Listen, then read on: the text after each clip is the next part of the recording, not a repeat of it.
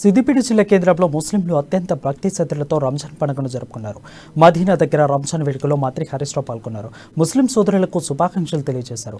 హరీష్ రావు మాట్లాడుతూ కేసీఆర్ పాలనలో అందరూ అన్నదమ్ముల పండుగలు జరుపుకుంటున్నామని, కులాలు మతాలు మధ్య చిచ్చు పెట్టే వారి పట్ల ప్రజలు అప్రమత్తంగా ఉండాల్సిన అవసరం ఎంతైనా ఉందని అన్నారు. కేసీఆర్ కుల మతాలకు అతీతంగా అభివృద్ధి చేస్తుందని చెప్పారు.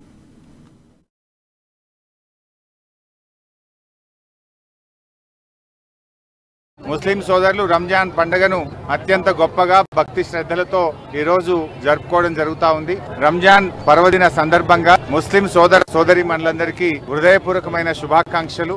ఈ పండుగ మీ అందరి జీవితాల్లో కొత్త వెలుతురును, కొత్త ఆనందాన్ని తీసుకురావాలని ఆ భగవంతుని ప్రార్థిస్తూ, ముఖ్యంగా తెలంగాణ రాష్ట్రంలో కేసీఆర్ గారి పాలనలో గత 9 సంవత్సరాలుగా హిందూ, ముస్లిం, క్రిస్టియన్, సిక్ అందరూ కూడా అన్నదమ్ముల్లాగా ఈ రోజు ఈ రాష్ట్రం చక్కగా అభివృద్ధి పథంలో ముందుకు పోతా ఉంది. ఆ భగవంతుడి దయ, అల్లా దయ, యేసుక్రీస్తు దయ, అందరినీ కూడా సమానంగా చూసేటువంటి నాయకులు మన ముఖ్యమంత్రి కేసీఆర్ గారు.